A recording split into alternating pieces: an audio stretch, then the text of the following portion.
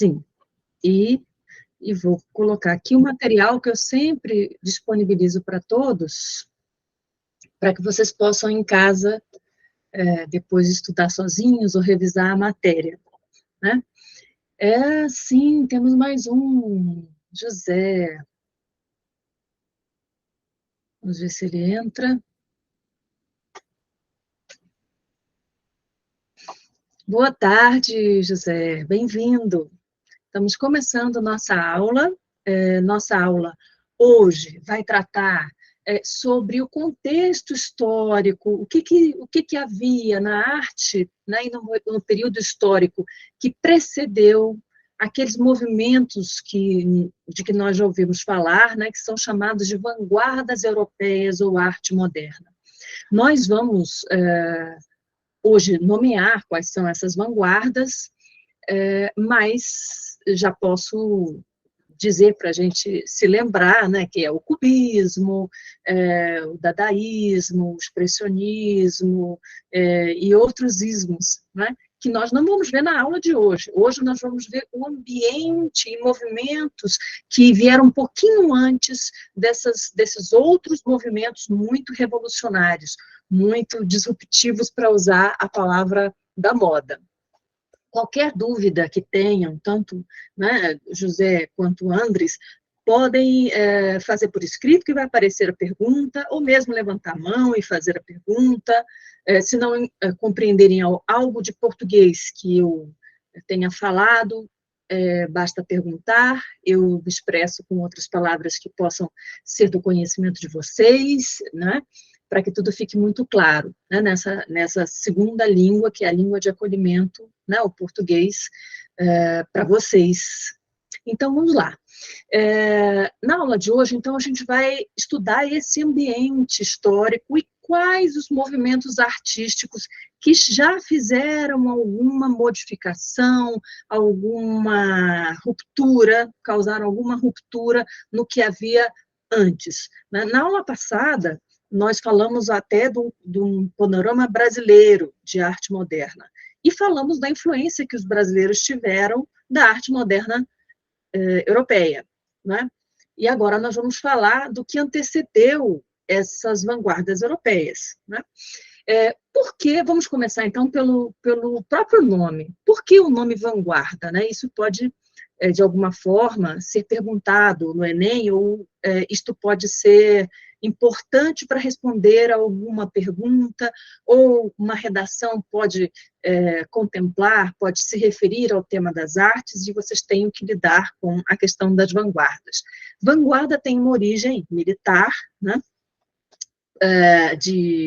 Decorre do francês avant-garde, que é aquele pelotão que fica na frente, né, numa batalha, e isso tem um lado positivo e um lado negativo, né? O lado positivo é o lado de que são os primeiros, os pioneiros, eles estão na frente, eles vão trazer ideias novas, eles serão, enfim, os precursores de movimentos novos, mas também eles ficam expostos a muita crítica, porque justamente são os primeiros e são hostilizados, são criticados, são tidos muitas vezes como loucos ou como desqualificados, enfim, isso num certo período.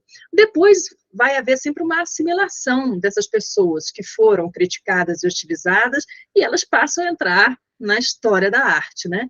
A gente viu isso com muitos dos movimentos que nós vamos ver hoje. O impressionismo, por exemplo, foi criticadíssimo, nós vamos ver hoje. O impressionismo, e hoje os museus franceses que têm obras impressionistas estão lotados, todos acham linda, né, a obra expressionista, a pintura expressionista, e tem valores astronômicos, né, uma obra dessa. Mas vamos entender. Qual foi o contexto histórico que gerou esses primeiros precedentes, os primeiros movimentos artísticos anteriores mesmo à vanguarda, mas que já faziam alguma mudança importante? Antes da gente falar desse contexto histórico, só quero retomar um ponto que é muito importante.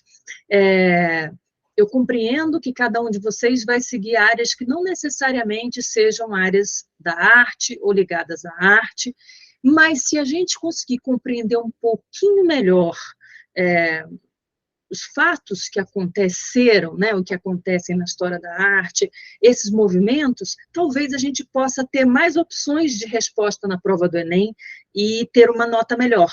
Né? Não porque seja a área que nós escolhemos para a gente, mas porque a gente passa a ter menos dificuldade de compreender esses conteúdos que vão necessariamente ser perguntados no Enem.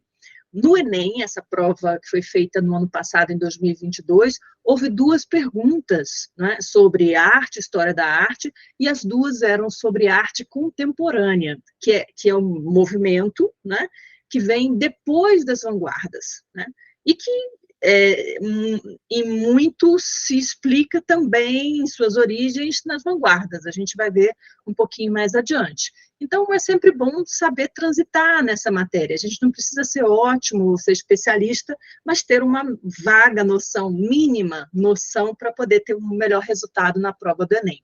Então, vamos voltar lá. O contexto histórico desses movimentos que antecederam essa vanguarda diz respeito ao surgimento de novas tecnologias revolucionárias. Ali, no início do século XX, fim do século XIX para o século XX, nós estávamos diante da popularização. Quando se fala popularização, não significa que as pessoas mais pobres ou pessoas mais humildes teriam esses objetos, mas pessoas que não eram o governo, né, ou pessoas milionárias já poderiam ter esses objetos que começaram a ser popularizados no sentido de que havia indústrias daqueles objetos, né? Então, os automóveis, as motocicletas, as motonetas, os dirigíveis, como o Zeppelin, todas essas revoluções tecnológicas, né, descobertas tecnológicas, desenvolvimentos tecnológicos, fizeram com que as pessoas se aproximassem no tempo e no espaço. Era mais rápido chegar, alcançar determinada distância, as pessoas se aproximaram mais, e isso tudo mexe com a concepção de mundo. Se eu estou no mundo em que eu posso chegar a um determinado país em algumas horas, esse é um mundo diferente que vai me fazer ver tudo de uma forma diferente. Então, essas tecnologias mudavam a visão de mundo do início do século XX. A psicanálise do Freud estava se popularizando, muitas pessoas, até pessoas conservadoras mesmo, falavam em neurastenia, em paranoia, ou seja, doenças na época se falava, né, em psicologia, né, mas na verdade são doenças psiquiátricas e tudo mais, e tudo isso fazia a gente pensar de uma forma diferente. Por que a psicanálise do Freud é tão marcante e traz uma nova forma de ver o mundo? O Freud fez com que as pessoas percebessem que, mesmo quando não desejam fazer alguma coisa, algumas pulsões emocionais fazem ela fazer esta coisa. Isso acontece na nossa vida. Muitas vezes a gente não deseja fazer determinada coisa e termina repetindo aquela coisa e não sabe muito bem por quê. E o Freud, de alguma maneira, explica que há um mecanismo emocional que nos faz não ser tão inteligentes, escolher a melhor opção, o melhor caminho e repetir determinados comportamentos de que nós não gostamos. Isso só mostra que o planejamento racional, ele não é o imperador de todas as coisas, né? Nós também passamos a nos conhecer melhor. Nós temos determinados impulsos emocionais que influem na nossa vida. Isso vai mudar a visão de mundo das pessoas. Saber que não é só a razão que as guia ou guia o mundo. Também a teoria da relatividade, do Einstein, propõe, né, uma nova noção de tempo e de espaço, que não é a noção tridimensional comum que a gente, enfim, a que a gente está acostumado. E tudo isso chacoalha muito, né, a cabeça das pessoas, embora não tenha se popularizado tanto, né, a teoria relativa de Einstein entre as pessoas mais comuns, pelo menos na academia, isso causa um giro, causa uma mudança no modo de ver as coisas, né? Na filosofia também, o século, né, fim do século XIX para o XX, tem novidades, como o filósofo Nietzsche, que propõe que, na verdade, as verdades são certas interpretações de determinado fato. Então, o Nietzsche propõe que os fatos objetivos não existem como fato objetivo, sempre é uma interpretação que nós fazemos do fato.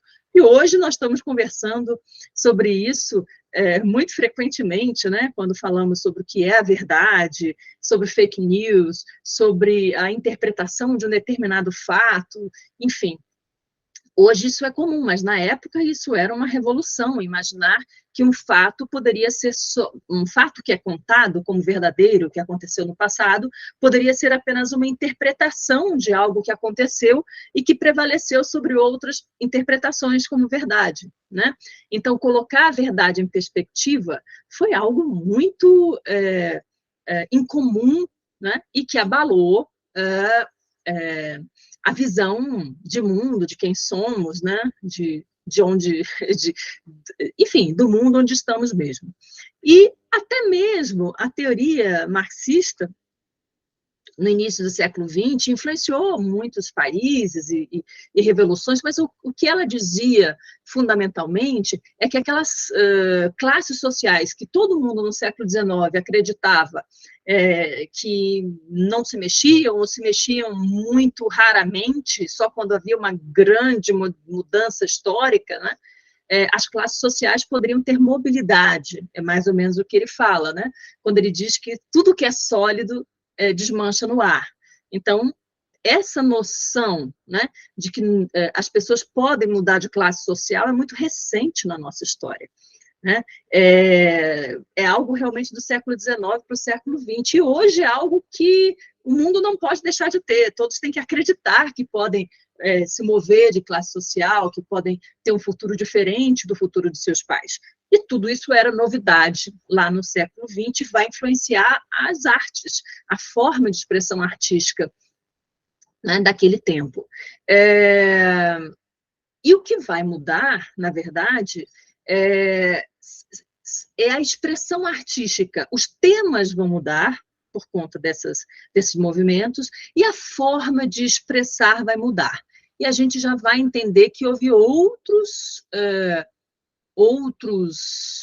elementos que fazem essa mudança ocorrer da forma que ocorreu, né? O que essas vanguardas vão fazer? Elas vão trazer novos conceitos de arte, elas vão formular novas faltas de regra, na verdade, né? Elas vão dissolver regras artísticas que existiam, que eram chamados cânons. Cânon é uma regra, cânon é uma lei a ser seguida, e a arte tinha uma lei a ser seguida. Vocês devem, nos países de vocês, terem ouvido falar, por exemplo, de faculdade de belas artes, ou numa sala de belas artes, ou numa câmara de belas artes. A expressão belas artes, ela foi consagrada, né? Ela se firmou a partir de determinados modelos do que deveria ser arte, que associaram sempre o artístico ao belo. O artístico deveria ser belo, né? E o belo era associado ao bom. O belo era associado ao bom na nossa civilização ocidental. Isso vem lá dos gregos, belo é bom, né? Isso era junto, e o conceito de belo artístico exigia que tudo que fosse retratado em arte fosse realmente belo. E os modernos, exatamente, Andres, e os modernos vão romper com isso. O que antes era belas artes, deixa de ser belas artes, artes belas, vai ser só objeto de arte. Por que isso? Porque a arte agora, ela quer tratar de outras questões sociais, ou a questão da própria arte, como eu expresso o que eu sinto, ou expresso o que eu vejo, que recursos eu posso usar em arte, e não repetir a realidade. Isso é muito importante, talvez o professor de filosofia tenha falado com vocês sobre Aristóteles. Se não falou ainda, falará. O Aristóteles, quando ele trata de arte, ele fala que o fundamento da arte é a imitação. Talvez você já tenha ouvido falar sobre isso. A imitação. Porque a arte deveria reproduzir fielmente o que a realidade seria, não é? E isso foi feito por muitos séculos durante a história da arte. E a arte moderna, ou seja, esses movimentos que precederam a arte moderna e a própria arte moderna vão romper com essa imitação. Não é mais necessário imitar a realidade, é necessário falar sobre a realidade, é necessário interpretar a realidade, é necessário interpretar sobre os meios de interpretar a realidade, que é a arte. Então, o belo artístico é afastado, né? E é o objeto de arte que vai ser o mais importante para esses movimentos que precedem a vanguarda, para a vanguarda e também para a arte contemporânea, que é mais para frente, a gente não falou ainda dela, ela é mais recente, né? Ela é ali dos anos 50, 60 para frente, mas também não vai haver mais belo artístico. Isso é muito importante de vocês se situarem, né? Guardarem essa informação. E o que a arte moderna e os seus precedentes querem? Querem produzir espanto. Para que produzir o espanto e, às vezes, o desconforto? Para produzir reflexão. Mas por que será que a arte agora não quer mais imitar a vida, não quer fazer uma fotografia em forma de pintura, por exemplo, como já se fez muito no passado? O que fez os artistas quererem parar de reproduzir fielmente a figura? Isso se chama figurativismo. Reproduzir com naturalidade o real, isso se chama naturalismo. Por que eles foram abandonando isso, né, que era típico do período da arte clássica? Nós vamos ver o que fez isso acontecer, né? Há uns eventos muito importantes para o surgimento dessas vanguardas, né? Já falamos no início da aula, vou repetir um pouquinho, que vão ser o cubismo, o fauvismo, o abstracionismo, o dadaísmo, o surrealismo, expressionismo e futurismo. Mas o que foi que aconteceu para que a gente não precisasse mais copiar a natureza, né, ao pensar em arte, ou fazer arte, né, uma pintura? Fotografia e cinema foram adventos, foram fatos do século XIX que libertaram o artista. O artista, eu já vou dar a palavra a Andres, o artista não precisa mais ficar escravo da cópia, porque já há a fotografia e o cinema. Andres, pode perguntar, pode falar ou se manifestar. Eu fiquei com uma dúvida, não vai ter mais Sim. arte bela, mas sim vai ter arte contemporânea? Vai ter arte contemporânea. A arte bela, na verdade, é o nome que se dá até essa ruptura, né, da arte moderna. Na arte moderna já não tem a bela arte, vai ter arte, objeto de arte. Aí nós vamos ter precedentes da arte moderna e arte contemporânea, que é o que temos hoje. Se você for hoje no Museu de Arte Contemporânea, em Nova York, no Brasil, em qualquer lugar do mundo, o que existe é arte contemporânea. Por exemplo, você vai no Museu de Arte Contemporânea e existe ali um monte de areia com uma tela de TV ligada no centro. E você tem que compreender o que significa aquilo propõe uma questão para você. Essa é a arte até conceitual, a gente vai ver mais para frente, mas essa não é bela arte, isso é um objeto de arte. Tá? Então, belas artes ficam ali, antes da arte moderna e dos seus precedentes. Para frente, né, eu tenho um objeto de arte. Tudo bem, aí voltando aqui, a gente estava falando... Quer ainda falar, Andres? Ou... Não, tiro a dúvida, tá tranquilo. Então, tá ótimo. Então, retomando aqui, né? Por que a fotografia e o cinema libertaram os artistas de terem que copiar tudo de forma igual? né? Porque se eu já tenho uma tecnologia que me permite retratar fielmente o chamado real, né, o que existe à nossa volta, para que o artista que lida com tintas e etc. e tal, ou esculturas, vai ter que fazer isso se eu já tenho uma outra arte dedicada a isso, que é a fotografia, se eu tenho o cinema, né?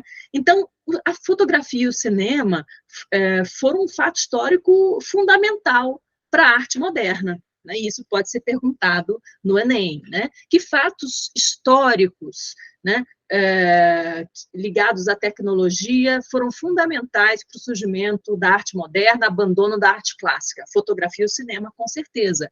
Eu não preciso mais fazer o figurativismo, pintar formas humanas, eu posso pintar até formas humanas de uma forma diferente do real, né? Eu não preciso ser naturalista. Muito bem. E, então, eu tenho um novo momento. Eu trouxe aqui para vocês, apenas para a gente ter um ambiente, né, um histórico, a popularização da fotografia que fez isso, né? Na verdade, a fotografia até ela é anterior a 1888, mas a partir de 1888, esse senhor Eastman, dos Estados Unidos, ele faz a primeira câmera doméstica, que todo mundo poderia ter em casa, faz um anúncio esse, em que a gente vê aí em inglês, mas está escrito, você aperta o botão e nós fazemos o resto. Essa aqui era a câmera, olha que sensacional, de 1888, que uma pessoa tivesse algum dinheiro, né, um burguês, poderia ter em casa para retratar a família, para retratar almoços, né, jantares, etc. e tal. E isso muda completamente. Se eu posso ter um registro, né, histórico de uma imagem a partir de tecnologia, para que eu vou querer uma pintura que faça, que tenha o mesmo propósito, né? E aqui a gente tem a primeira câmera cinematográfica que os irmãos Lumière, franceses, criaram também, né?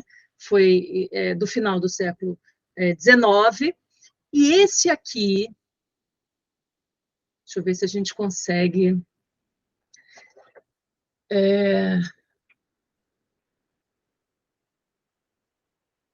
eu queria mostrar para vocês esse filme. É o primeiro filme passado assim, numa sala com pessoas, dos irmãos Lumière. Né? Eu não estou conseguindo... mas no material vocês vão poder clicar e ver. São alguns segundos, 1 minuto e pouquinho de filme. Sem som, evidentemente, era 1800 alguma coisa, mas ele foi tão revolucionário, ele captava chama plano sequência, em cinema isso se chama plano sequência, uma câmera, ela fica até o final de toda a cena caminhando pelas pessoas, isso é plano sequência. Nesse filme, os irmãos Lumière, eles... eu estou doida para mostrar, vou ver se eu consigo... Ele não está abrindo. Mas lá no material tem. Esse trem, ele avança. Na sala onde eles mostraram, tinham 30 pessoas que acharam que o trem estava vindo em cima delas e levantaram e saíram, né? Assim, ficaram com medo, mas elas ficaram completamente espantadas e perplexas de verem o movimento das pessoas, de como era realístico, aquilo era como se fosse uma fotografia animada, viva, né? E isso foi uma revolução. Então, os artistas, os pintores, os escultores, eles se viram liberados, né, de ter que fazer uma espécie de fotografia pintada. Uma outra onda que influenciou esses artistas que vieram antes das vanguardas europeias foi isso aqui que eu estou mostrando para vocês. Isso se chama estampa japonesa. Esses desenhos, né, com cores muito definidas, não sei se vocês percebem isso, não tem degradê, eu tenho um amarelo, eu tenho um cor de cenoura, eu tenho um vermelho, né? O desenho não é realista. Essas estampas japonesas, elas chegaram na Europa, né, no final do século XIX, e fizeram um sucesso danado. Muitos mecenas, muitas pessoas colecionadoras de arte, começaram a colecionar essas estampas, né? Esses desenhos feitos com litogravura, xilogravura e com cores primárias, né?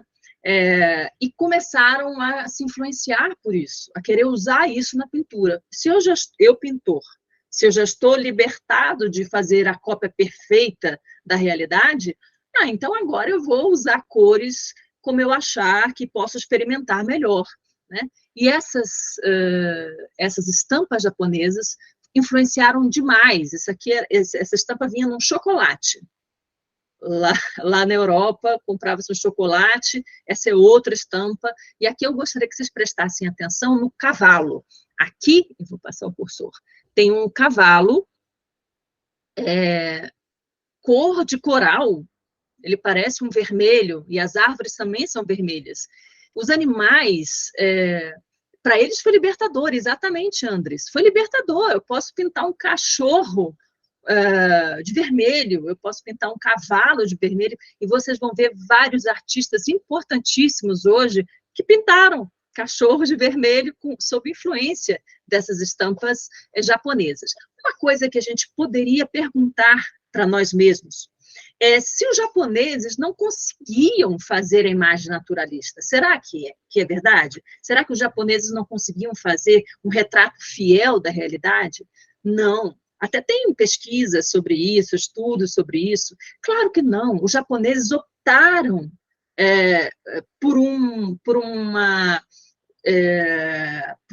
desenho, por uma estampa como essa, por uma pintura e etc., dessa forma, não realista, é uma escolha. É uma escolha. Se eles quisessem fazer a perspectiva, se eles quisessem fazer o degradê, eles teriam capacidade técnica para isso, né? Mas foi uma escolha. E aí a gente poderia se perguntar, né? Mas será que eles achavam bonito uma coisa tão irrealista? E eu proponho uma reflexão a vocês. Vocês estão percebendo que hoje, por exemplo, né, fazendo aqui uma analogia, né, uma comparação, hoje as pessoas colocam filtros nas imagens das redes sociais, e que ficam muito diferentes do que a pessoa é de verdade. Mas elas preferem a imagem que não é realista, porque elas acham mais bonito. Às vezes o filtro deforma a pessoa, às vezes o filtro troca a cor da pessoa, e ela prefere aquilo, ou seja, em determinado momento histórico, pode haver uma preferência por aquilo que não copia rigorosamente o real. Isso aconteceu também com a arte grega, por exemplo. Não sei se todos percebem ou perceberam já, quando viram fotos de estátuas gregas, muitas vezes a estátua do corpo do homem nu tem o membro dele muito pequeno proporcionalmente ao corpo inteiro. E isso tinha uma razão de ser. Os gregos achavam que o membro grande de um homem evocaria os animais, um princípio animalesco, o fauno. Não sei se vocês já ouviram falar de faunos, né, da mitologia grega, era meio animais, meio homens, e, enfim, se deixavam seguir pelos sentidos físicos, e eles achavam aquilo pior. Então, na representação dos homens gregos, nós temos o membro sexual masculino menor, que com certeza não era a reprodução da realidade, mas havia uma escolha estética ali, né? Assim como hoje as pessoas preferem colocar as próprias imagens deformadas, irrealistas, porque nós estamos vivendo numa cultura que caminha nesse sentido, né? No futuro, a gente vai refletir muito sobre o que está acontecendo hoje nas redes sociais, das pessoas colocando imagens irrealistas, né? Exatamente, hoje a gente já vê isso. Enfim, tudo isso para falar que as estampas japonesas libertaram também, né? Encantaram os pintores que disseram, pronto, eu não tenho mais que fazer fotografia, eu não tenho mais que fazer rigorosamente o que a realidade aparenta. eu vou ter liberdade para pintar como eu achar que devo pintar.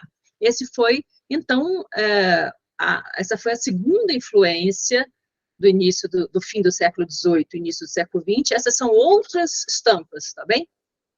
Eram essas estampas também, olha as cores fortes, sólidas, né? E essas todas foram para os países chamados Países Baixos, Holanda, Bélgica, e iam em caixas de chocolate. Essa, por exemplo, foi numa caixa de chocolate. Outra influência sobre a qual nós vamos conversar agora é sobre o pintor Edouard Manet. O pintor Edouard Manet, ele muitas vezes é considerado um impressionista, mas isso não é tecnicamente correto. Ele foi um precursor, ele veio um pouco antes do impressionismo, e vocês vão poder ver por quê nas pinturas dele. O impressionismo, ele vai exigir uma técnica de pinceladas muito específica. Nós vamos ver lá no impressionismo, que não é o caso do Manet ainda, ele trabalha com algo que o impressionista vai adorar, que é luz e sombra, mas ele não faz a técnica impressionista. Nós, desde criança, somos acostumados a pensar num pintor colocando uma paleta na mão, né? Lembra aquela paleta? E ele pega o pincel e mistura a cor aqui e vai pintar. Os impressionistas não vão usar essa paleta, eles vão misturar na tela. Essa é a técnica impressionista. E o Manet não faz isso exatamente ainda. Então, ele é um antecessor, um precursor do impressionismo que virá um pouquinho depois influenciado por ele, ou concomitante, mas influenciado por ele, né? Por que, então, que ele foi um dos precursores dessas vanguardas? Ele era considerado um pintor realista. Não sei se a professora de literatura já falou com vocês, mas é até bom a gente juntar um monte de matérias aqui nessa aula, né? Porque uma coisa ajuda a outra, vocês lembrarem. Lá na literatura, os realistas, eles descreviam cenas cotidianas e procuravam descrever o mundo como ele era, ou seja, com todas as coisas ruins que o mundo tem, que as pessoas têm, toda a sujeira, a sordidez das pessoas, né? As pessoas menos consideradas na sociedade.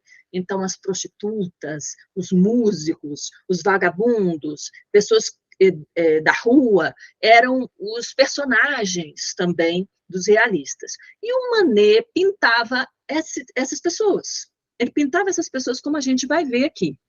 Vamos lá. A primeira, esse era o Edouard Manet, né? Esse era o Edouard Manet. E essa foi a primeira pintura dele. Deixa eu ver se eu diminuo para vocês verem ela na sua inteireza. Vou botar um pouquinho menos aqui. Esse é o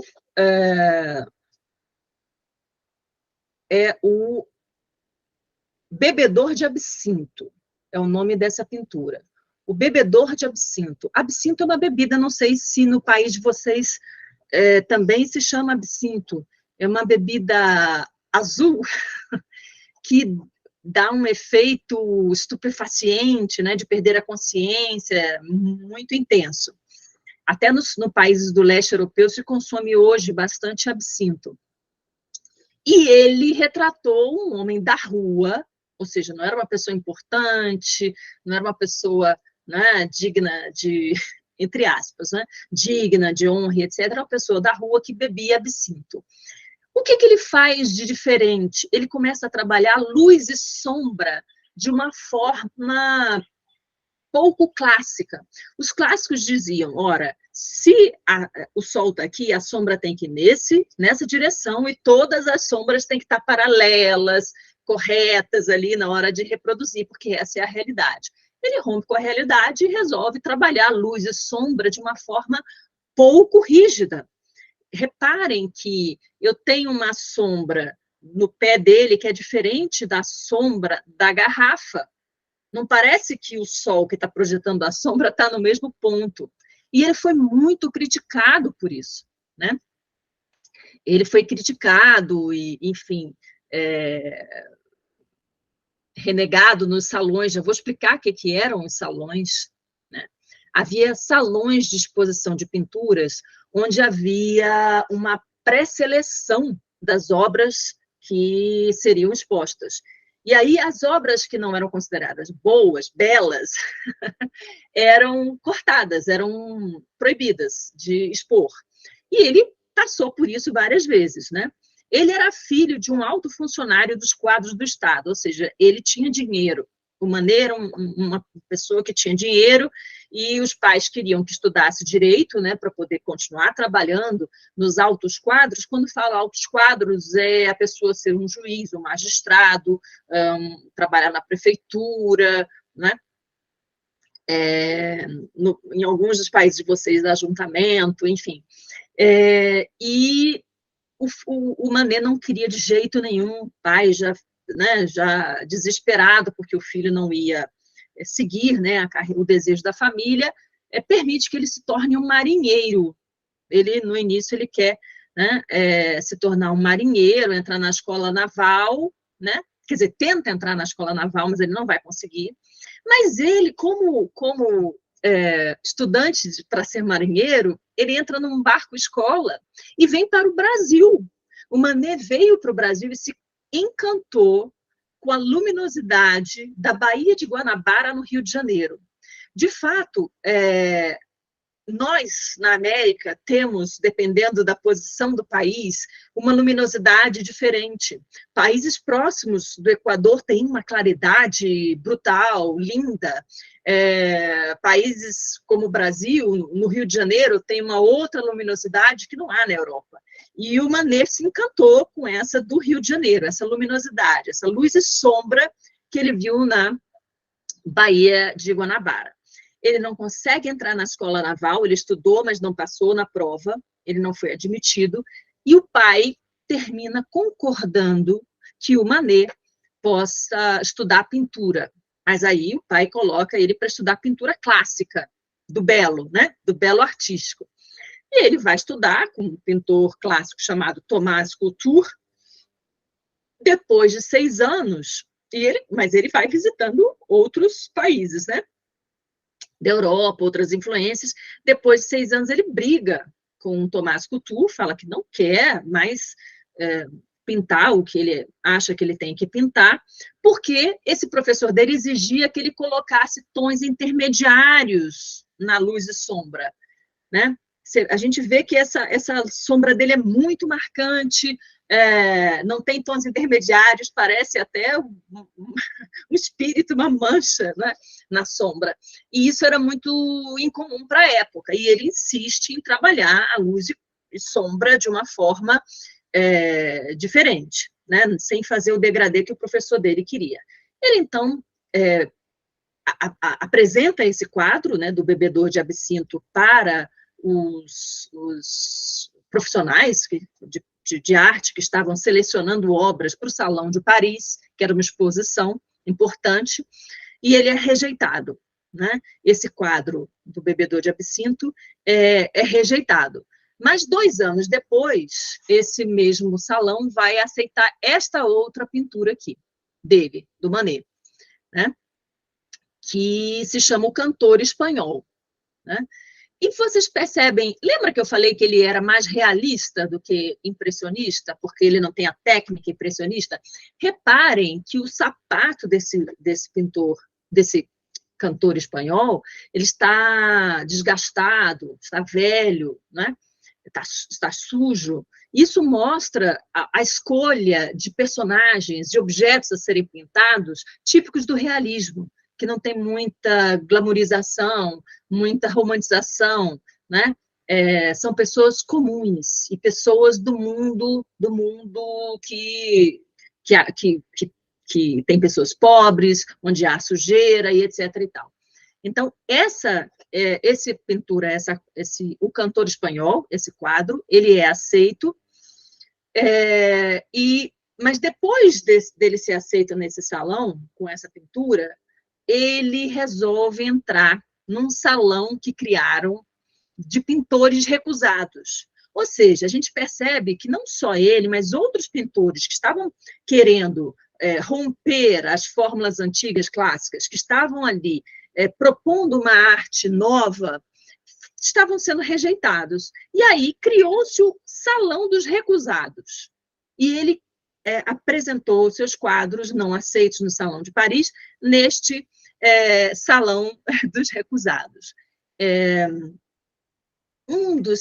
Das obras que ele expõe nesse Salão dos Recusados é esta aqui, ó, que é muito famosa, talvez vocês já tenham visto essa obra, não sei se está pequena, deixa eu ver se eu aumento um pouco. Essa obra é muito famosa e foi muito criticada, porque tinha uma senhora nua, que é uma cena absolutamente irreal, essa, né? No século XIX, na Europa, uma senhora completamente nua, com homens vestidos ao lado. E eles acharam os críticos disseram que era uma imagem vulgar, né? E ele foi criticado muito por isso.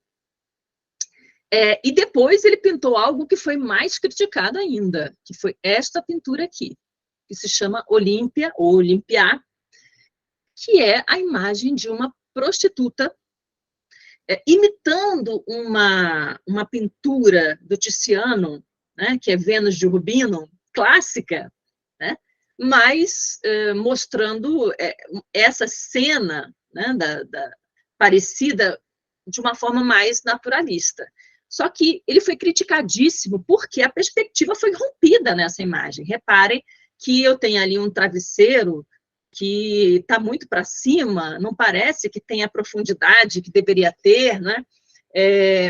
Enfim, o gato, as medidas não falam de uma regra de perspectiva cumprida. Então, eles acharam vulgar, porque colocou uma prostituta nua, e acharam também que havia um rompimento com as regras da perspectiva, que não mostravam real distância do pintor, enfim, e o desqualificaram por isso, criticaram muito. Depois ele faz esse quadro que também vocês devem conhecer. Bem-vindo, Davi. Esse quadro, que todos, acredito que muitos devem já ter visto, porque se tornou muito popular hoje em dia, né? Que é o tocador de pífano. O tocador de pífano, pífano é esse instrumento, também era um menino popular, um menino de classe baixa, que, né, naquela movimento típico do realismo, né, de pessoas simples, pessoas do povo, pobres e tal, e ele pintou esse menino tocando pífaro, e foi recusado no Salão Oficial de Paris de novo. Quando teve essa recusa dessa pintura, o Émile Zola, a professora de literatura, alguém, né, de literatura vai falar com vocês sobre Émile Zola, que foi um realista. Ele escrevia sobre a vida como ela é, na realidade, sobre todas as pessoas, todos os sentimentos ruins das pessoas, como o mundo nem sempre é bom, enfim. E ele foi em defesa do Manet, por ser um realista também, né? Por isso que eu disse que o Manet é um precursor do impressionismo, não é impressionista porque não usa técnica impressionista, mas fez algo que os impressionistas acharam sensacional e vão repetir, que é usar luz e sombra, né? Enfim, e aí, depois de um tempo, ele termina ganhando o direito de expor no salão oficial, sem que avaliem os quadros dele antes, sem dizer se ele pode entrar ou não pode entrar, ou se ele pode expor ou não pode expor aquele determinado quadro. Ele ganha passe livre, ele pode entrar livremente para expor seus quadros, e 2 anos depois ele termina morrendo de sífilis, né? Só uma última obra que é muito importante dele, eu mostro esses quadros porque muitas vezes esses quadros caem em prova de Enem. E aí, se a gente já viu na aula, você já tem um sentimento de tranquilidade. Eu já vi esse quadro.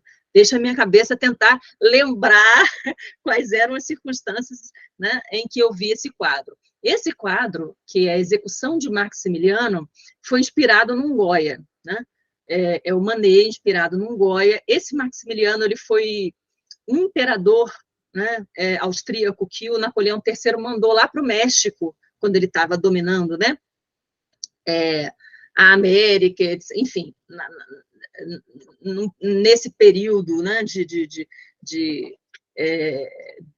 aspirações expansionistas que houve, mas foi muito curto, acho que ele ficou 2 anos como imperador ou 3, e aí os republicanos mexicanos executaram esse austríaco com outros mexicanos conservadores locais que apoiaram esse imperador austríaco, né?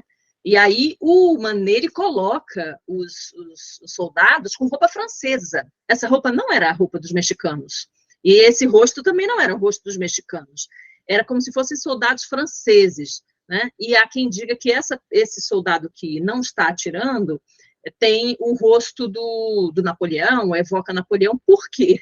Porque o Napoleão disse para o Maximiliano, olha, eu sugiro que você retire aí suas tropas e volte, e é isso que eu faço, ou seja, deixou o Maximiliano à própria sorte, ele foi executado pelos republicanos, né? É um quadro também muito importante do Manet, para a gente se habituar, né, aos quadros que podem ser pedidos no Enem. Muito bem, falamos que o Manet foi uma influência das vanguardas que vão vir depois, o impressionismo também foi uma influência para as vanguardas que vão vir depois. O impressionismo, ele já quebra muitas regras, mas não vai ser tanto quanto as vanguardas. A gente vai ver depois que as vanguardas são uma ruptura muito radical, né? E o impressionismo, ele, a partir do trabalho, da observação de luz e sombra que o Manet faz, eles criam uma técnica de pintura muito própria, que vai ser criticada no início, né, vai ser execrada pelos colegas pintores de outros movimentos, né, clássicos, vão achar horror, vão achar aquilo quase uma infantilidade, quase, enfim, algo que não se explica que um pintor pudesse fazer. De fato, eu vou botar aqui a imagem para vocês verem. O primeiro quadro impressionista é este aqui. Esse é o Claude Monet, que pintou o primeiro quadro impressionista. E o primeiro quadro impressionista foi este aqui. Esse é um quadro histórico, o primeiro de todos eles.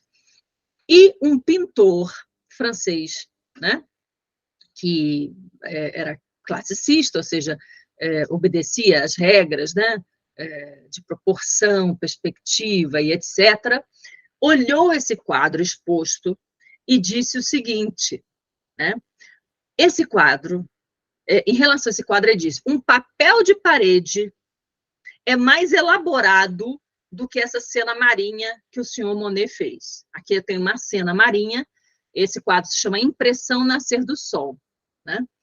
E aí ele fala, gente, um papel de parede é mais elaborado. Ele quase disse que uma criança faria isso melhor do que o Manet, né?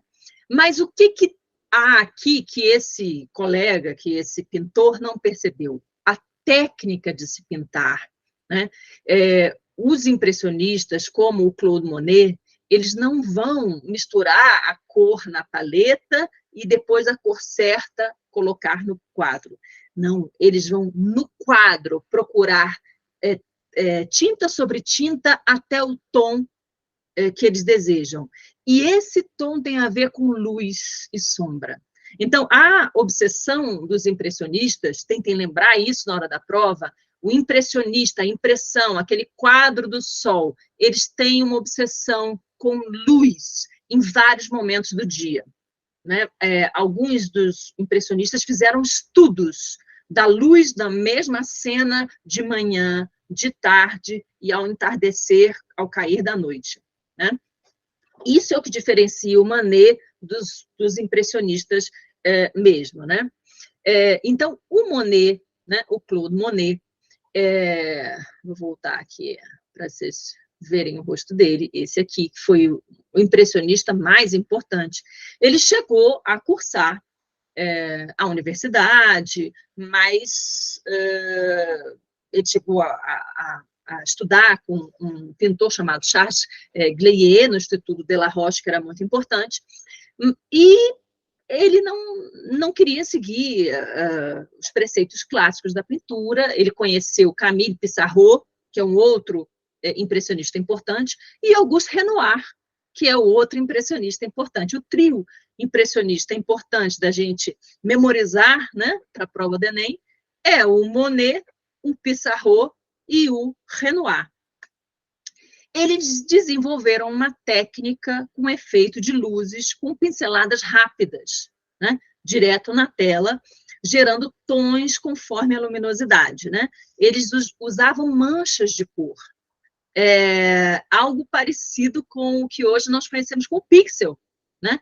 Quando as gerações atrás, né, antes dessa tecnologia tão grande quanto temos hoje, há uns 15 anos atrás, nós, numa televisão normal, se nós nos aproximássemos muito, víamos pintinhas de cores, né, que de perto não davam o tom de cor que a gente via se chegasse mais para longe, isso chamava os pixels, né? E eles têm algo a ver com isso, porque eles vão formando as cores por várias pinceladas de outros tons, eles formam manchas de cores. Isso é que os impressionistas fazem, né? E o Monet, ele pintava uma série de telas em horas diferentes do dia por causa da luminosidade diferente. Vamos ver essas telas?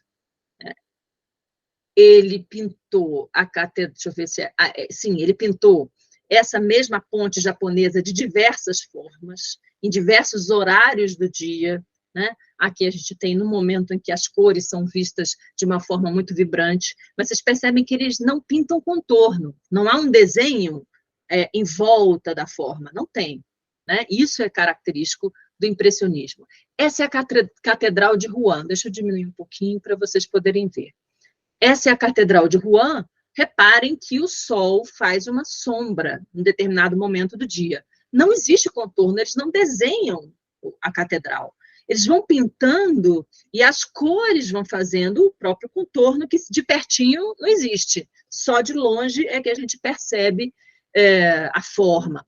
E essa catedral foi pintada muitas vezes, de várias formas, várias horas do dia. E também uma planta, nesse mesmo jardim japonês, chamado nenúfar. Eu não sei se no país de vocês há essas plantas que boiam nos rios. No Brasil também se chama Vitória Régia. Essas plantas se chamam nenúfares.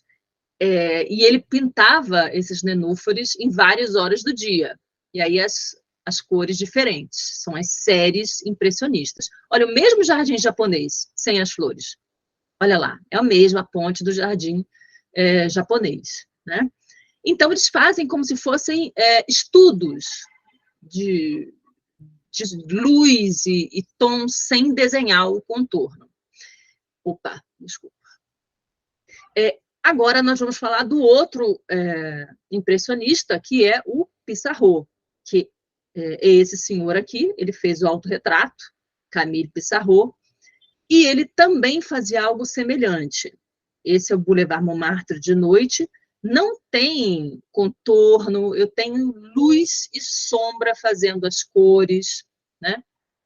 E aqui outra pintura dele, olha como o sol, a luz aqui define, né, as cores com que ele trabalha, a Ponte Nova.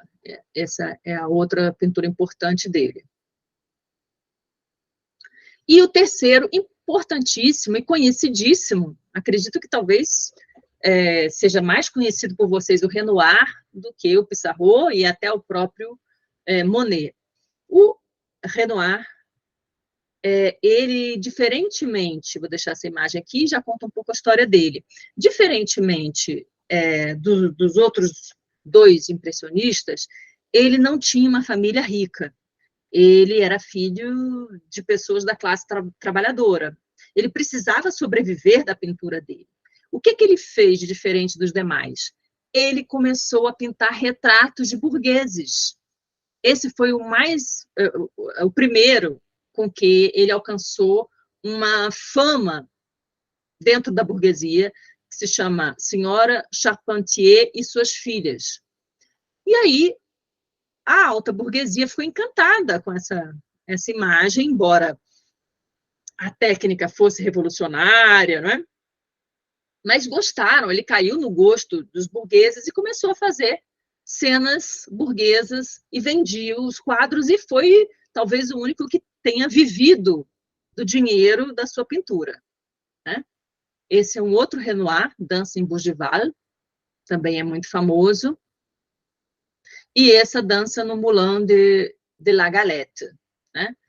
Que também tem a mesma técnica sem contornos, de pinceladas, onde a luz do sol e a sombra são fundamentais, né?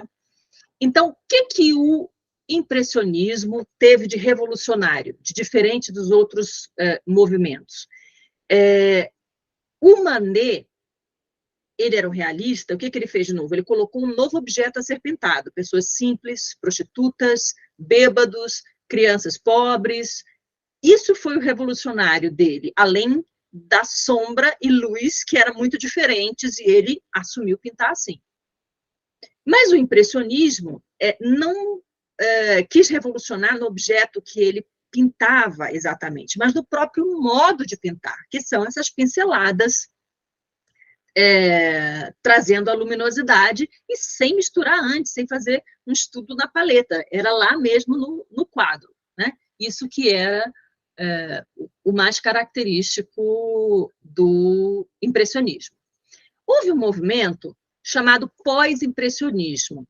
Há algumas pessoas que colocam no grupo dos impressionistas, mas como a gente está vendo com detalhes aqui os movimentos, vamos tratar com o nome que eles têm, né? O pós-impressionismo foi um aprofundamento do impressionismo. Lembra que eu falei da televisão com seus pixels, aqueles pontinhos coloridos que só permitem que a gente veja a imagem da televisão antiga de longe, de perto a gente só vê os pontinhos coloridos? Pois bem, os pós-impressionistas foram estudar essa lei, né, de fusão das cores, né, nesses pontinhos, e passaram a fazer uma pintura desse... Só um minutinho aqui. É o Serra, só um minutinho. Deixa eu tentar achar.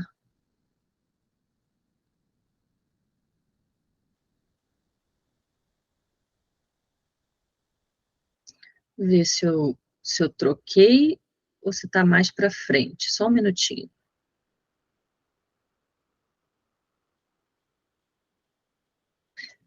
Ah, tá bem. Não é agora que eu vou falar do pontilhismo, não. Desculpe. Mais adiante a gente fala um pouquinho do pontilhismo. Então, agora, vocês vão ver que o pontilhismo vai aprofundar o impressionismo. Mas agora vamos falar, que apareceu o Gauguin, eu estranhei. A gente vai falar de alguns pintores que não tiveram uma escola exatamente com um certo nome, mas que influenciaram muitas vanguardas depois. E vocês já devem ter ouvido falar desses pintores, né? Eles são colocados nesse grupo de pós-impressionismo. Desculpa, esse grupo de pós-impressionismo tem o Gauguin, vai ter o Van Gogh, né? E alguns outros. Vamos falar um pouquinho do Gauguin, que vai ter fortíssima influência sobre dois artistas do fauvismo. O fauvismo vai ser um movimento que a gente vai ver depois do cubismo, que usa cores fortíssimas. E eles são chamados de selvagens por isso. Fauve, em francês, significa selvagem, né? E o Gauguin, ele também usava essas cores fortíssimas. Lembra das estampas japonesas? Vai ser alguma coisa muito parecida. O Gauguin, ele viajou para a Polinésia, ele foi para o Tahiti, e lá no Tahiti ele viu aquela luminosidade e depois pintou essas cenas que eu estou mostrando para vocês. Isso é o Gauguin. São mulheres do Tahiti, né? Ele pinta depois de ver essas cenas lá, quando ele volta, e ele já faz algo que rompe com o classicismo. Nessa pintura, A Visão Depois do Sermão, eu tenho religiosas que estão tendo, em conjunto, né, um pensamento em conjunto. É muito louca essa pintura, porque todas estão pensando sobre o sermão que era sobre um anjo caído, enfim, uma passagem bíblica que falava sobre um anjo, né? Acho que um anjo caído, e todas elas estão pensando junto nesse anjo caído, nessa cena, né? Então, é um rompimento total, né, com o realismo, e com o uso de cores vibrantes, com esse vermelho vibrante, e isso faz dele, né, um pintor que influencia todos os que são a arte moderna, né, que romperam com o classicismo. Ele pinta um Cristo amarelo, como vocês estão vendo, né, que não pode ser realista, porque ninguém tem a cor amarela mesmo, né? E ele até pintou o Van Gogh aqui, pintou o Van Gogh pintando girassóis, né? E olha como ele usava as cores. É algo muito parecido com as estampas japonesas, como ele teve influência de estampas japonesas. Olha o cachorro vermelho, parecendo aquele cavalo vermelho japonês aqui. Olha a influência das estampas japonesas nesse pintor que se encantou pelo Tahiti, né? Outro pintor, também desse momento posterior ao impressionismo, foi o Cézanne, né? O Paul Cézanne influenciou o cubismo e, sobretudo, o Picasso. Nós vamos ver tudo isso, que a gente vai estudar o cubismo, né? Vai estudar o fauvismo. Quem era o Cézanne? Esse pintor. E reparem aqui, ó, nessa imagem, eu tenho fotos geométricas. Não sei se vocês conseguem ver, como se fossem lápides cortadas, né? Como se fossem formas sólidas geométricas. Isso vai ser fundamental para a gente compreender o cubismo. O cubismo vai trabalhar com formas sólidas geométricas e com essa cor também. O Picasso tem uma fase azul que vai ser muito parecida com isso, né? Então, o Cézanne, esse pintor, influencia muito o cubista e o Picasso, perdão. O Van Gogh também será um pós-impressionista. Muitos falam que Van Gogh era expressionista, mas ele chega a influenciar mais os expressionistas do que ser exatamente um expressionista. Van Gogh é esse aqui, essa é uma foto rara dele, né? Porque nós vemos Van Gogh muito pintado. E essas são as obras dele. Ele colecionava estampas japonesas. Ele é de uma família de merchants. O irmão dele, o tio dele vendiam quadros, né, e ganhavam dinheiro com isso. E ele era colecionador das estampas japonesas. Reparem que é parecido com estampas japonesas. Aqui o próprio motivo, né, é de uma mulher vestida ao estilo japonês, a cortesã chama. E aqui um famosíssimo do Van Gogh. Reparem as cores sólidas, a falta de gradação, né, de degradê nas cores. Também famoso esse quadro. Também famoso esse quadro, né, Madame Guinot. Ele usa muito amarelo. E aqui um dos girassóis, né, Natureza Morta, vaso com 15 girassóis do Van Gogh. Esse quadro também é muito famoso, ele coloca essa lua de uma forma muito irrealista, né? E esses autores, então, que não formaram exatamente um movimento, eles existiram depois do impressionismo, influenciaram outros movimentos, né? E aí, depois vai haver uma certa retomada. Agora sim, lembra que eu falei que havia um aprofundamento do impressionismo? Vai acontecer agora.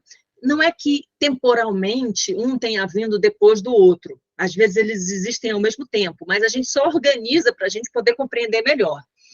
Né? Depois do impressionismo, teve esses pós-impressionistas que tiveram seus estilos, a gente já mostrou, Van Gogh, Gauguin, Cézanne, e teve também os neo-impressionistas, que aprofundaram o impressionismo. Era como se fizesse o impressionismo com uma técnica mais rigorosa, que se chamava pontilhismo. Vou mostrar a imagem, depois eu volto nas pessoas, só para vocês compreenderem. É como se fosse mesmo, ao invés de pinceladas, pequenos pontos coloridos, sem contorno, mas é como se houvesse o extremo do impressionismo. Né? Esse é o outro pontilhista, e essa aqui é a outra obra, dá para ver melhor o pontilhismo. Reparem, a pincelada é muito... chega a ser separada da outra, né? é muito específico e só de longe a gente consegue ter uma ideia da cena que está pintada. Quem foram os pontilhistas ou os neo-impressionistas? Neo-impressionistas foram o Georges Seurat, essa pessoa aqui, esse pintor, o Paul Signac, são os dois mais importantes, e até o Pissarro, que foi impressionista, que nós vimos, também foi pontilhista.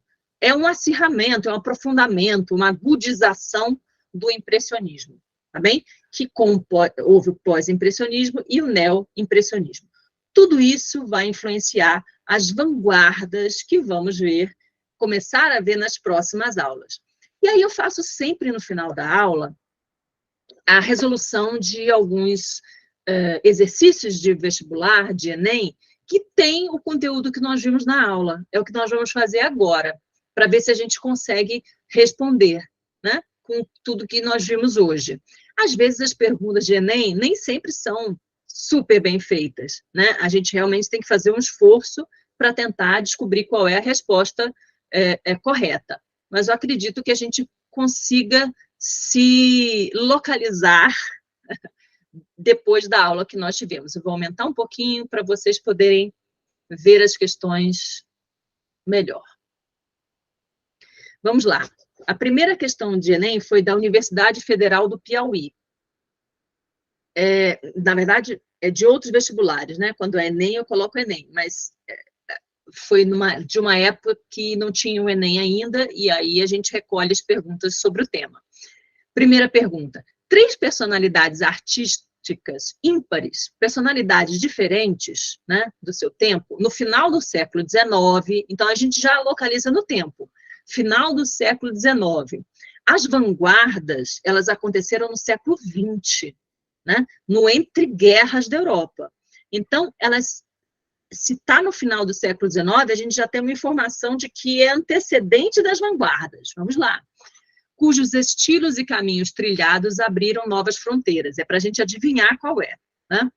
Tais nomes, eles vão dizer nomes de artistas, provieram de um momento artístico bastante heterogêneo, de um momento artístico que tinha muitos estilos.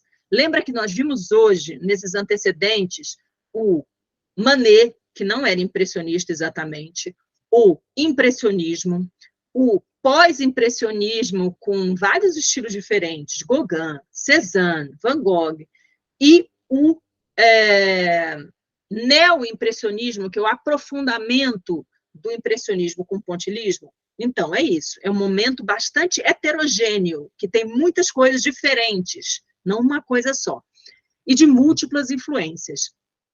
A busca por novo modo de ver e interpretar o mundo foram marcas particulares. Nós vimos isso no início da aula. Há uma nova maneira de ver o mundo, porque o final do século XIX está vendo as tecnologias chegarem, fotografia, cinema, a velocidade de tudo está mais rápida, eu tenho moto, eu tenho automóvel, eu tenho avião, o Zeppelin, né, naquele final de século, né, não tinha avião ainda, tinha Zeppelin, era dirigível.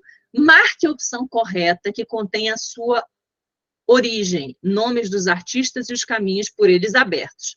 Então, eles querem saber qual foi o momento histórico da arte, qual o artista e que movimento ele influenciou, tá bem? Então, vamos lá, letra A. O pós-impressionismo, lembra que nós falamos, para ajudar aqui, nós falamos que no pós-impressionismo nós tivemos artistas diferentes, que não tinham exatamente um estilo, e que influenciaram as vanguardas. Lembra que nós falamos que o Cézanne influenciou o cubismo e Picasso? Lembra que nós falamos que o Gauguin influenciou o fauvismo, Matisse? Lembram disso? Lembram que a gente falou que o Van Gogh influenciou o expressionismo? Pois bem, olha lá, todos eles pertenciam ao pós-impressionismo, né? Teve Manet, impressionismo, pós-impressionismo e depois neo-impressionismo. Tudo misturado, como eles falaram aqui, né? Um depois do outro. Às vezes é tudo misturado, mas eram diferentes. Então, no pós-impressionismo, o Van Gogh influenciou o expressionismo? Tá certo. Até aqui tá certa a resposta. O Gauguin, lembra? O Gauguin era aquele que viajou para o Haiti, lá nas Ilhas Polinésias, viu aquelas haitianas, viu aquelas cores, e pintou o cachorro vermelho, né? No fauvismo, eu vou ter isso, eu vou ter essas cores, nós antecipamos aqui na aula que o Gauguin vai influenciar o fauvismo, e o Cézanne, lembra das formas geométricas sólidas, a fase azul do Picasso? O Cézanne vai influenciar o cubismo. A letra A já está certa, tá bem? A gente nem precisaria saber dos outros artistas, porque nós não vimos ainda na aula, né? Mas vamos olhar, porque, afinal de contas, é bom a gente olhar a pergunta toda, né? O momento é impressionismo? Poderia ser. O Serrat é do impressionismo? A gente já vê aqui que o Serrat era um pontilhista do neoimpressionismo, lembram disso? Então, o Serrat não era exatamente do impressionismo. O movimento dele era o neoimpressionismo pontilismo, dos pontinhos lá coloridos. Então, essa já está errada por aqui, né? Ou seja, no impressionismo, o Serrat, que não era do impressionismo, influenciou o cubismo? Não, o Serrat não influenciou o cubismo. O cubismo foi influenciado pelo Cézanne pelas formas geométricas, tá? Por aqui já está errado. O Van Gogh era o Van Gogh expressionismo. O Van Gogh influenciou o fauvismo? Não é, ele influenciou o expressionismo, né?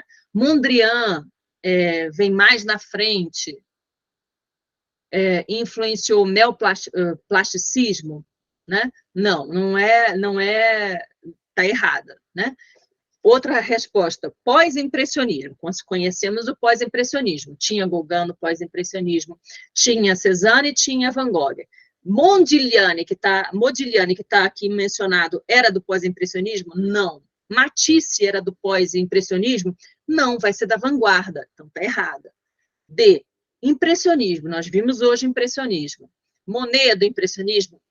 Mas ele influenciou Arts and Crafts? Não, não foi isso que ele influenciou, né? Muito depois. Morris não é do impressionismo e Morisot também não é do impressionismo, então está errado. O neoimpressionismo é o pontilismo, lembra, gente? O do pontinho, do Serrat e do Signac. Né? Monet não era do neoimpressionismo, Monet era do impressionismo, então já está errado. Né? Navarro e Castanheto também não eram do neoimpressionismo. A é a correta, desde o início a gente já tinha verificado isso. Vamos ver a próxima. O modernismo europeu. Foi definido, modernismo, esses são os precedentes que a gente viu aqui, mas a gente está falando o tempo todo também do modernismo. O modernismo europeu foi definido como um conjunto de movimentos artísticos no início do século XX, cuja proposta visava a ruptura com o passado de representações naturalistas no mundo. A gente pode guardar, né? Porque, realmente, a gente viu os precedentes, o modernismo ocorre no início do século XX, né, com as guerras, entre guerras, e eles queriam romper com as representações naturalistas do mundo. Né? Até aqui tá bom, vamos ver as outras, porque pode sempre ter uma melhor que outra. Né? Era um grupo de artistas do início do século XX que tinha o intuito de modernizar o mercado de arte e aproximar o público de leilão de arte. Não, os artistas não tinham esse objetivo mercadológico. Eles não tinham nada com venda de arte, embora cada um, claro, quisesse vender a sua, mas eles não fizeram nenhuma atuação conjunta para modificar o mercado de arte. Isso está completamente errado.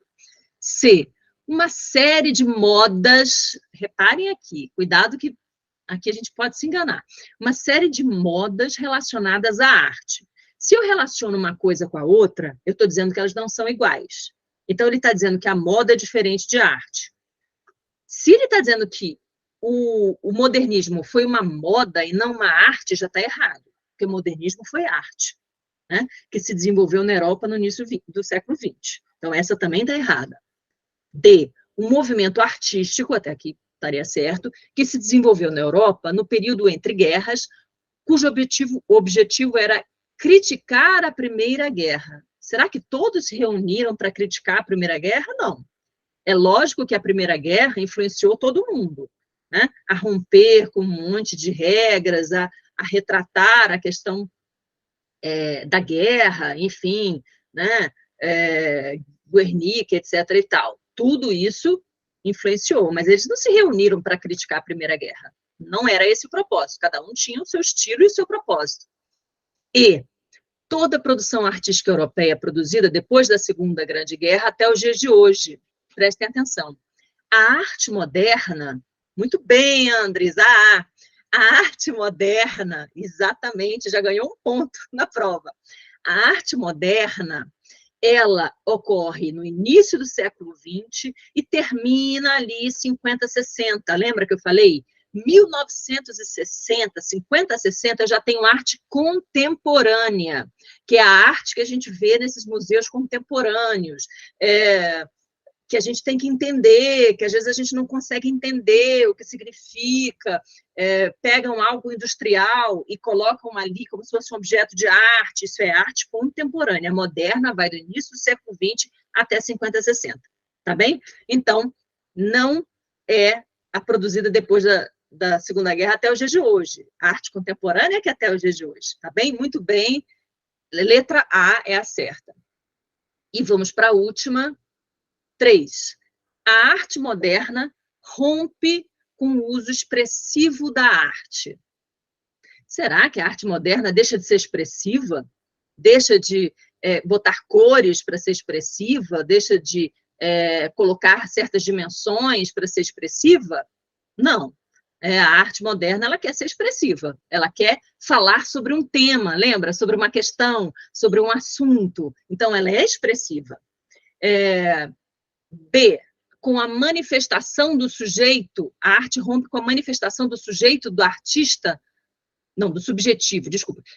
A arte moderna rompe com a manifestação do subjetivo do artista na arte, ou seja, tudo que seja, que o artista pense, ele não pode projetar na sua obra de arte.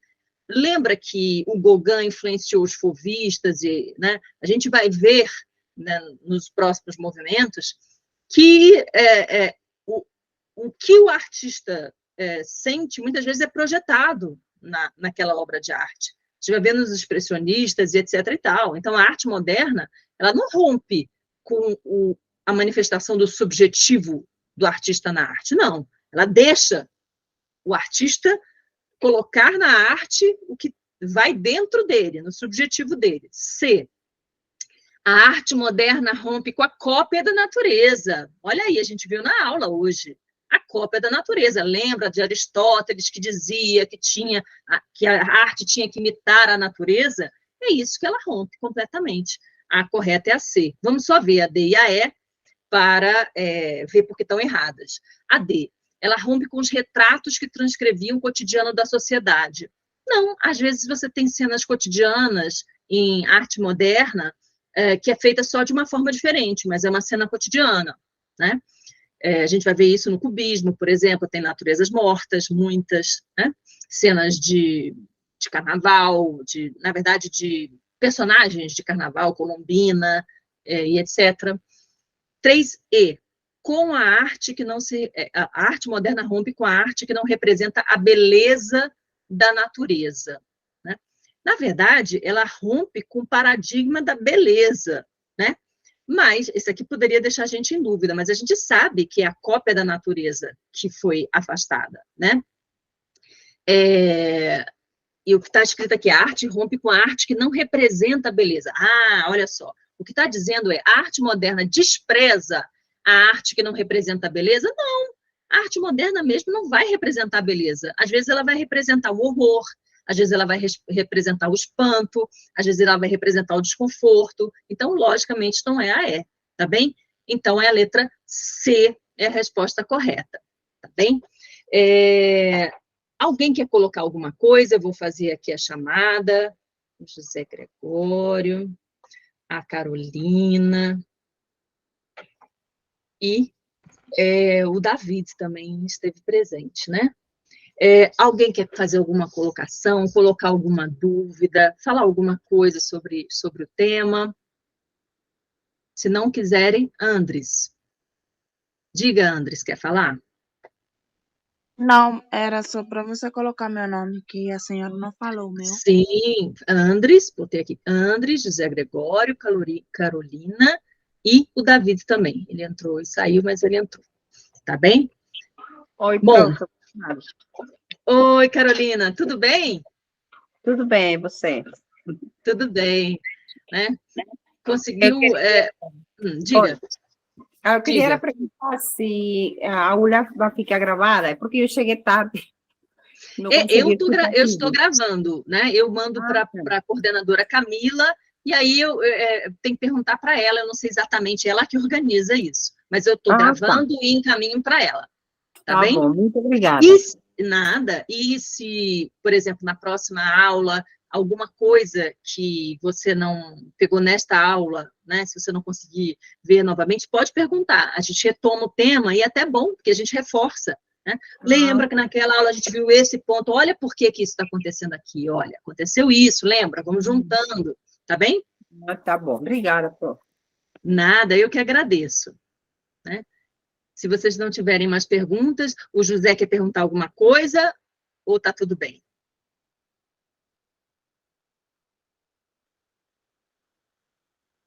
Então, estou acreditando que está tudo bem, né? Eu, então, espero que vocês tenham um ótimo resto de sábado para descansarem, né?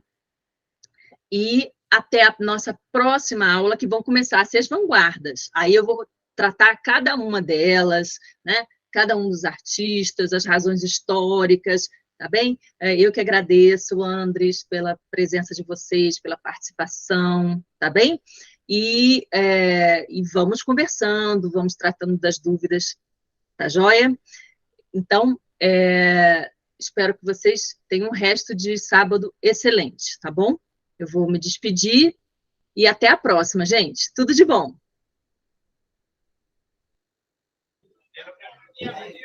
Tá bom, prof, obrigada. Obrigada, eu que agradeço. Aí eu tenho que parar a gravação. Eu tinha esquecido. Parar a gravação.